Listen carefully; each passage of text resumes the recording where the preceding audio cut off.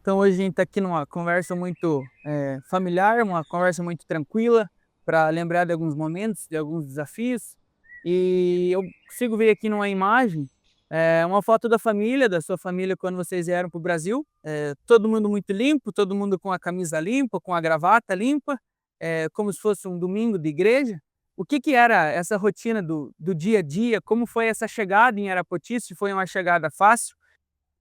Você comentou sobre as fotos. Na Holanda era costume, quando a gente ia para a igreja ou para qualquer outro lugar, a gente ir de terno e gravata. Uhum.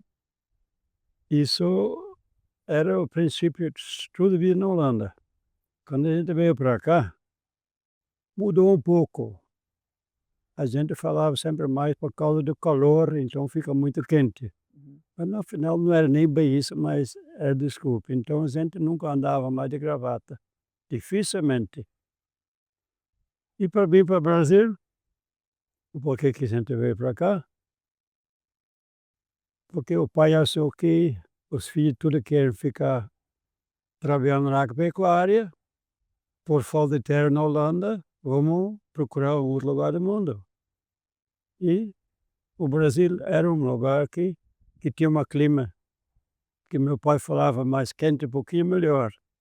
Então, por intermédios das outras colônias, eles punharam no jornal da Holanda que vamos ter migração para Paraná.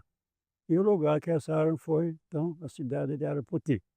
Alguma coisa vocês trouxeram da Holanda? Trouxeram um trator, trouxeram vaca? A gente sabe que foi trazido algumas coisas, mas o que realmente foi trazido e realmente ajudou muito aqui em terras brasileiras?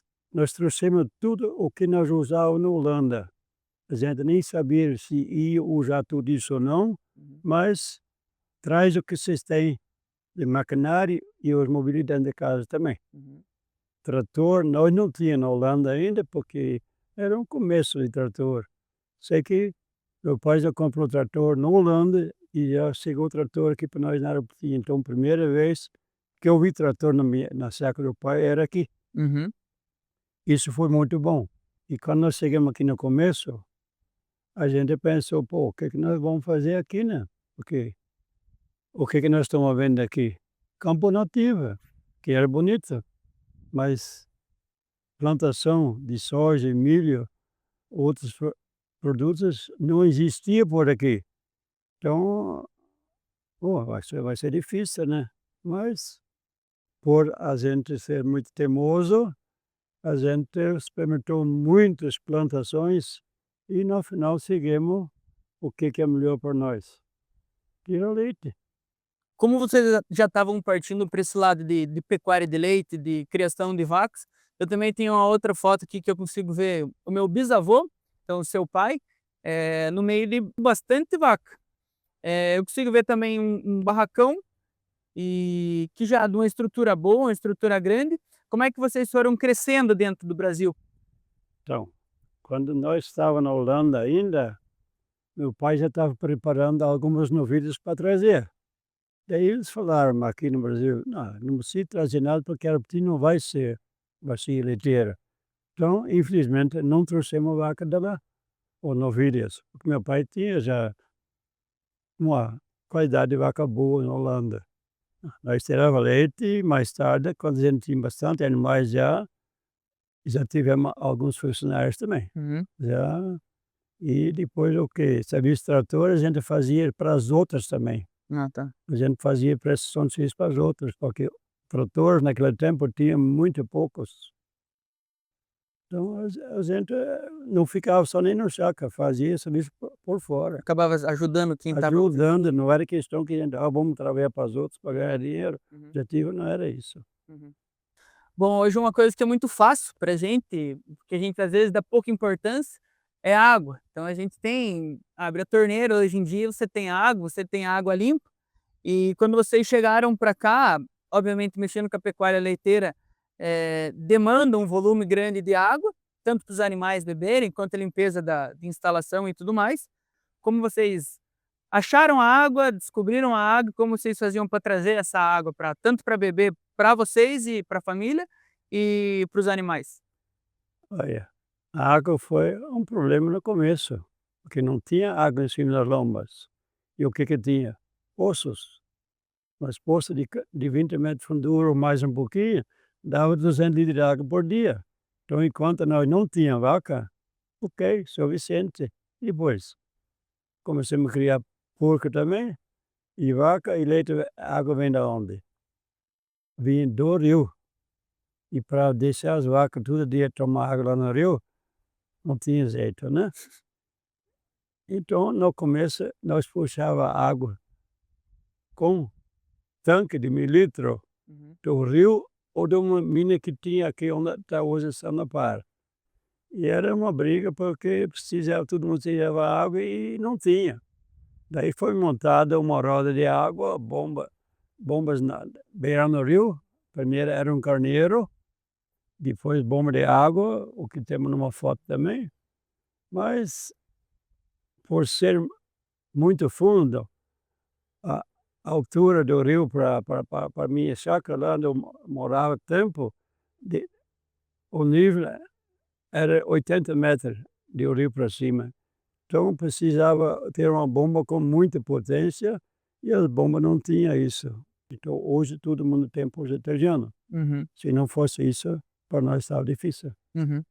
Com o passar do tempo, você encontrou a sua esposa, que a gente pode estar chamando de Oma, que é minha avó. Como que você encontrou ela? Ela era de Arapoti? Ela era de Carambeí? Pois quando a gente veio aqui por ti, a grupo era bem pequena, né? Na cidade não morava quase ninguém. Eu sempre digo que tinha meia dúzia de casa. Uhum.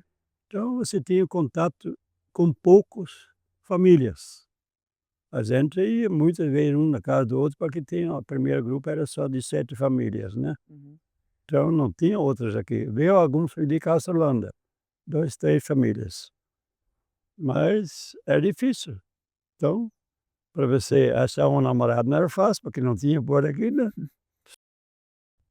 A minha esposa veio trabalhar em Arapoti, no centro social, Uhum. e assim, por ter pouca gente também, a gente se encontrava na casa das outras e logo, logo a gente se achou que podia ter uma hora para outra. Uhum.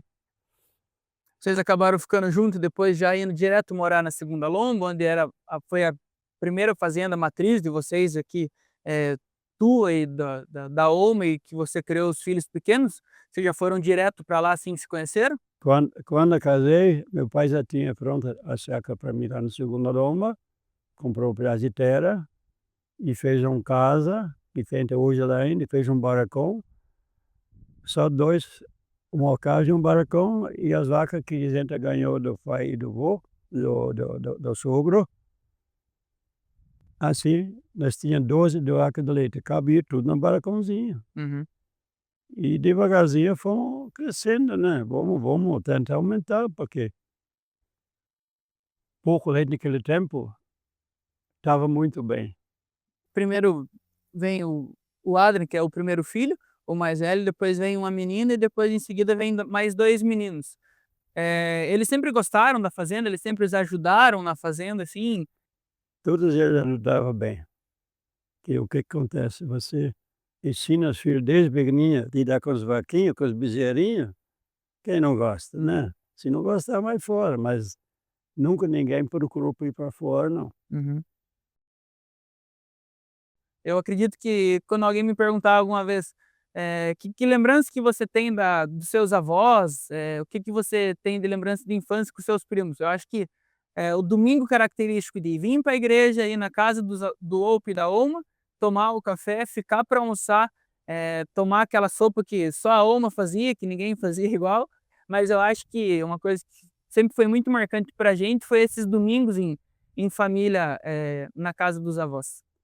É, isso para nós também ficou muito marcante também, né? A alegria de ter toda a família na casa da gente era muito gostoso. E questão de comida que você estava comentando, na Holanda era costume sopa e pudim. Uhum. Isso era no domingo, não era no meio de semana assim não. Que tinha na Holanda que talvez na parte de comida que você sentia falta? Não, Ou conseguia fazer a maioria das não, a coisas gente aqui no não sentiu Brasil? falta nenhuma, porque o que que tinha na Holanda? Sopa e batatinha. Isso era quase só. Uhum. Feijão e arroz, no tempo que eu morava lá, não tinha não. Eh, uma coisa que a gente, agradece muito hoje é o avanço da tecnologia, com ordenhas robotizadas, tratores mais modernos, GPS. Você no passado imaginaria que hoje um trator dirigiria sozinho sem ninguém estar acelerando ou dirigindo com a mão no volante e que uma vaca seria ordenhada sem as mãos humanas? A gente não pensava essas coisas, não tinha nem ideia de nada disso, né. Uhum, Mas a tecnologia cresceu tão rápido com tudo, ninguém pensou isso não. uhum. E a gente também não conseguiu aprender tudo isso, né, mas os netos sabem fazer o que eu não sabe fazer. Eh, os nossos primos hoje, os meus primos, os seus netos, continuam na cadeia leiteira. Então hoje a gente, tem disponibilidade de 3 fazendas, então cada filho com a sua fazenda, os netos continuam na cadeia leiteira. Você acredita que futuramente, assim, a gente, para os nossos filhos, a gente é uma boa atividade para a gente continuar? É uma boa atividade para continuar, logicamente. Se vocês gostar, aí tudo bem, agora se não gostar, caia fora, né. Uma coisa que a gente herdou também vindo de vocês, que a gente vê em fotos, em registros, em histórias, foi algumas exposições. A gente vê algumas fotos antigas sobre as exposições de cooperativa, que o pessoal de outras regiões vinha. Sempre você gostou de estar participando de exposições, de estar expondo gado em exposição e, consequentemente, meu pai herdou isso, ele gosta muito de exposições, gosta muito de, a parte genética dos animais e, consequentemente, também eu acabei herdando um pouquinho desse gosto sobre as exposições e a gente vem participando, cada vez mais disso. Eh, um agradecimento a você de ter iniciado esse ramo de exposições, esse ramo de troca de experiências. Então, fica já meu agradecimento de ter colocado a gente nesse meio e a gente continua, trabalhando e gostando muito desse quesito que é a exposição. Meu pai também já gostava muito de vaca e exposição também, sempre participou e eu, desde quando comecei por trabalhar por conta em 66, eu sempre participava da exposição também. E a gente tentava crescer e melhorar a rebanho, como vocês estão fazendo até hoje. Diferença é enorme.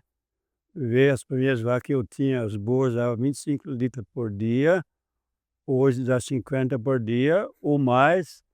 Então é uma evolução muito grande.